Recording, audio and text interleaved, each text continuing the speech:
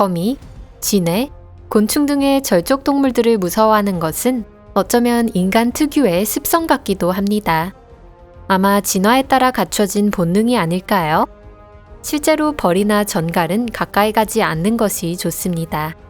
물론 대부분의 곤충은 특별히 만지지 않는 한 인간에게 무해한 생물입니다. 하지만 오늘의 영상에서 다루는 곤충은 철저하게 예외입니다.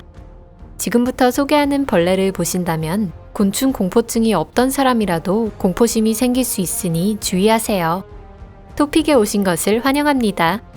이곳은 언제나 완벽하게 안전하기 때문에 아무리 무서운 괴물이라도 여러분을 해치지 않습니다. 그러면 마음의 준비는 되셨나요? 위험한 곤충 랭킹 바로 시작해 보도록 하겠습니다.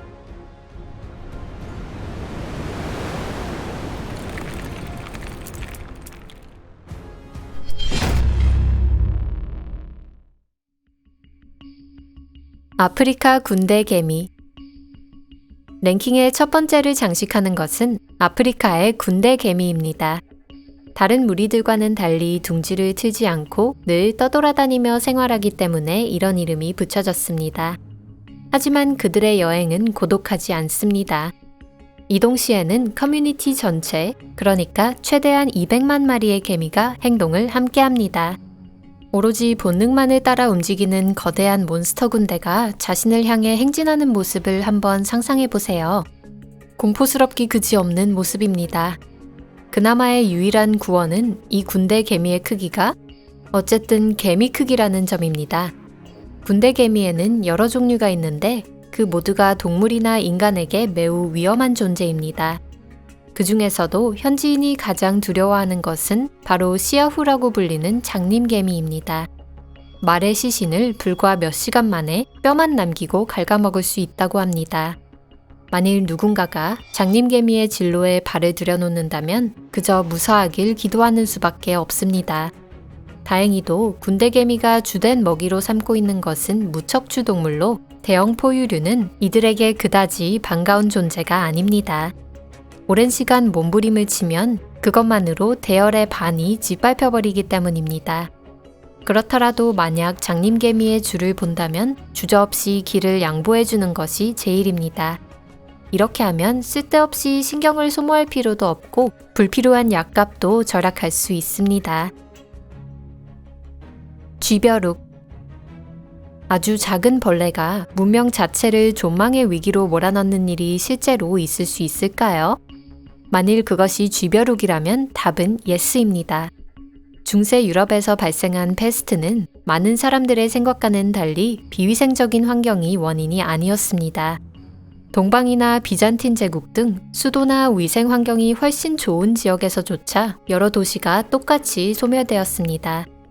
패스트의 주된 원인은 도처에 번식하던 쥐와 그 기생충인 벼룩이었습니다.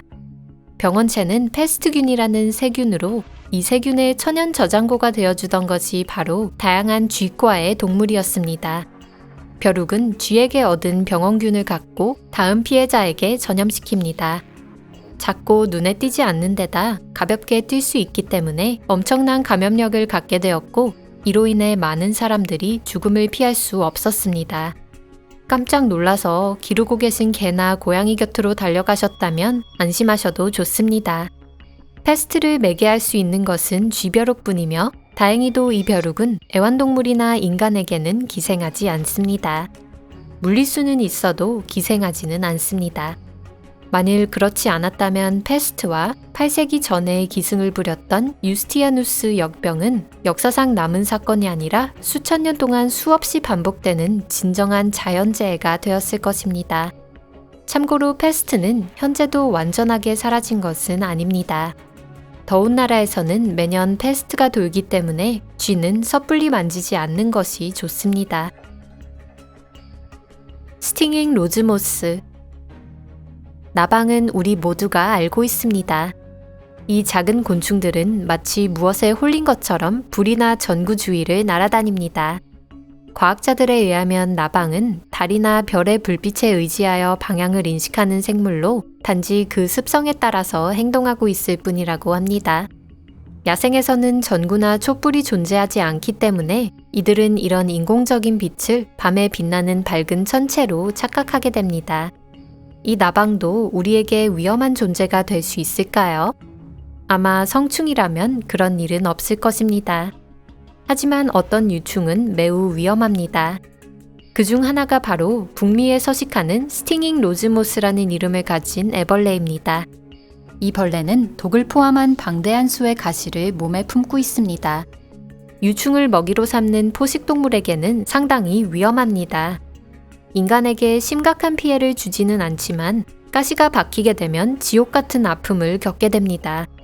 통증이 어찌나 극심한지 끓는 물에 의한 화상이나 골절의 통증에 비유될 정도입니다.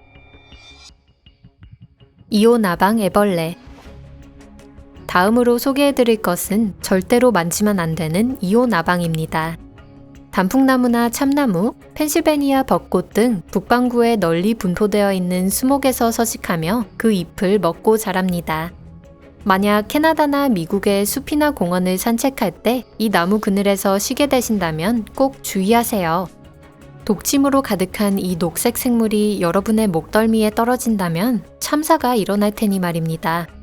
이 벌레에 쏘였을 때, 더 정확히는 염증이 생겼을 때 느끼는 통증은 한꺼번에 여러 마리의 벌에 쏘이는 것만큼 심합니다. 무엇보다 끔찍한 점은 그 고통이 몇 시간 동안 지속된다는 점입니다. 또한 아나필락시스 쇼크 등 보다 증증화하는 케이스도 보고되고 있습니다. 붉은 불개미. 이미 이번 영상의 첫머리에서 군대 개미를 소개하고 거리를 두라고 주의를 드린 바 있습니다. 반면 이 불개미라는 개미는 단순히 거리를 두는 것만으로는 충분하지 않습니다.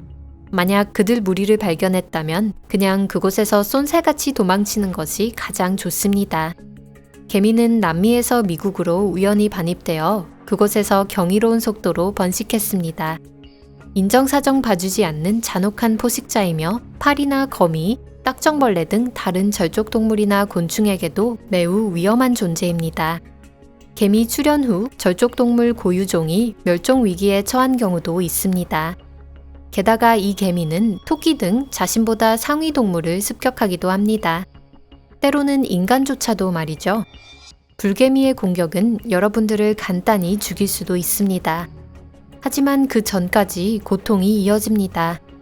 장님개미처럼 다 씹어먹진 않지만 그 독에는 솔레놉신이라고 하는 위험한 물질이 들어있습니다. 솔레놉신의 중독 증상에는 발진이나 현기증, 메스꺼움, 구토 등이 있으며 경우에 따라서는 보다 심각한 합병증을 일으킬 가능성도 있습니다. 개미가 농업에 주는 피해는 미국에서만 연간 50억 달러로 추정되고 있습니다. 사람들의 필사적인 저항에도 불구하고 남미에서 온 침략자는 아직까지 근절되지 않고 있습니다. 흰점박이 침노린재. 노린재는 위험한 감염을 동반하는 매우 성가신 동물입니다. 하지만 알레르기를 제외하면 물리는 것 자체는 크게 위험하지 않습니다. 다만 예외가 존재합니다. 그중 하나가 유럽과 아프리카, 북미 등 넓은 지역에 분포하고 있는 침노린재과 벌레입니다. 아프리카에 서식하는 흰점박이 침노린재가 역시 이 과에 속합니다. 검은 날개에 뚜렷한 2개의 흰 반점이 있기 때문에 이런 이름이 붙여졌습니다. 이 벌레에 물리게 되면 격통을 일으키며 심한 경우 조직이 괴사할 수도 있습니다. 또한 크기에 비해 상당히 먼 곳까지 독을 뱉을 수 있습니다. 독이 눈에 들어간다면 평생 실명할 수도 있습니다.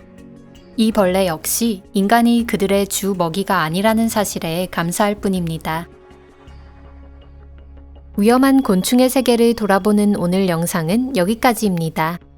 끝까지 함께 해주셔서 감사합니다. 오늘의 산책도 즐거우셨나요? 뭐니뭐니 해도 화면 너머로 보는 게 실물을 보는 것보다는 훨씬 안전합니다. 영상이 마음에 드셨다면 좋아요와 SNS로 영상 공유도 부탁드리겠습니다. 댓글도 꼭 달아주세요.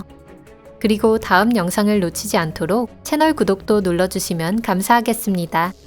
그럼 다음 영상에서 뵙겠습니다. 안녕히 계세요.